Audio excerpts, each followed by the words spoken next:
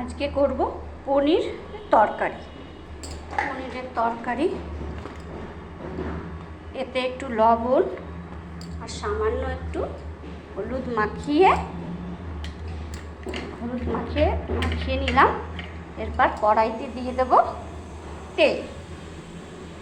পনিরটাকে ভেজে নেব আমরা।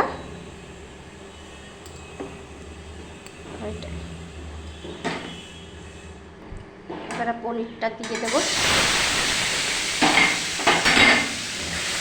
নাড়াচাড়া দিয়ে নেব। অল্প ভাজবো, পনির বেশি ভাজবো না আমরা।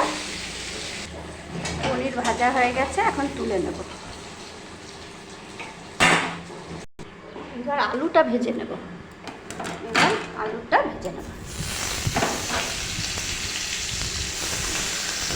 আলুটার মধ্যে সামান্য একটু লবণ দিয়ে ভেজে নেব। আলুটা ভাজা হয়ে গেছে, এবার তুলে নেব। কড়াইতে আর একটু তেল দিয়ে দেব, সামান্য একটু তেল। এখানে ফোড়নে দেব তেজপাতা, জিরে আর দুটো এলাচ ফোড়ন।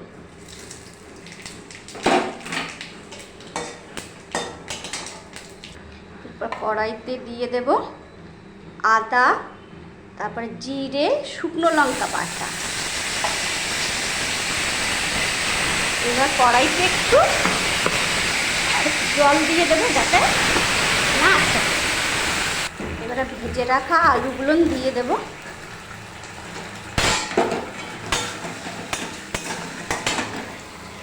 এবারে 1 চামচ লবণ দেব আর হলুদ গুঁড়ো। এবারে নাড়াচাড়া দেব। এবারে পনিরগুলো দিয়ে দেব। পনিরগুলো দিয়ে যে নাড়াচাড়া দেব। এর মধ্যে জল দিয়ে দেব, সামান্য পরিমাণ জল দিয়ে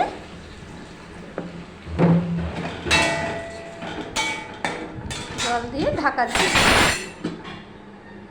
পনিরটা হয়ে গেছে, এইবার আমরা নামিয়ে নেব পনিরটাকে।